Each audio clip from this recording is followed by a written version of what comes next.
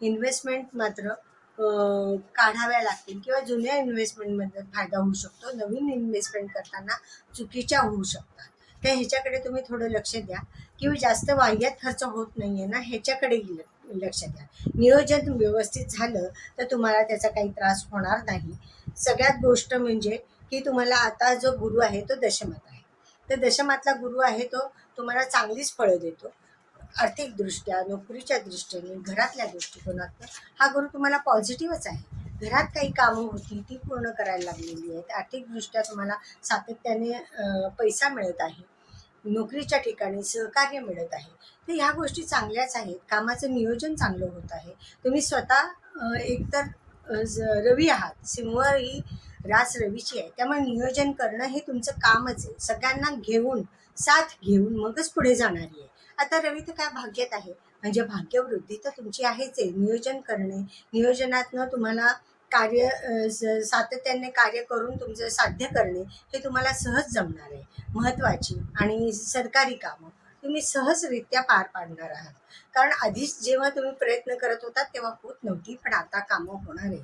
आणि अजूनही जरी रवी पुढे सरकला तरी सुद्धा ती कामं तुमची चांगली होणार आहेत, कारण नियोजन तुमचं चांगलं असणार आहे.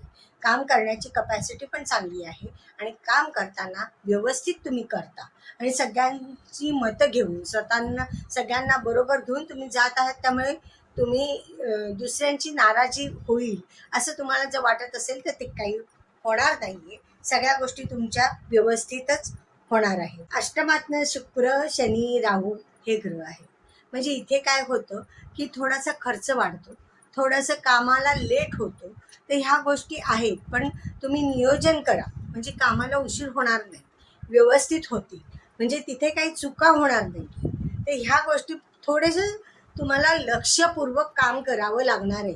एवढंच इथे हा भाग आहे की शनी राहू इथे असल्यामुळे की हा थोडासा तुम्हाला काळजी घेण्याचा एक भाग आहे. बाकीचं तुम्ही स्वतःला गुरुची साथ आहे, रवीची साथ आहे, त्यामुळे सगळे कामं तुमची व्यवस्थित आणि नियोजनपूर्वकच होणार आहे. उलट तुमची गुरुमुळे आणि रवीमुळे जी प्रतिष्ठा आहे तुमची उत्तरोत्तर वाढतच जाणार आहे. फक्त अष्टमातल्या शनी राहूमुळे थोडीशी स्लो होण्याची शक्यता आहे. घरामध्ये थोडेसे आर्थिक नियोजन करण्याची गरज आहे की जिथे कुठे म्हणजे जास्त खर्च. तुमच्याकडे प्लॅनिंग आहे, प्लॅनिंगचा उपयोग करा आणि सातत्याने काम करताच आहात, ते होणारच आहे. त्यामुळे त्याचाही प्रश्न नाही आहे. शुक्र जरी अष्टमात असला तरी उत्पन्नाचे तुम्हाला स्रोत हे वाढलेले दिसणार आहे. तर यामुळे हा महिना तुम्हाला चांगलाच जाणार आहे.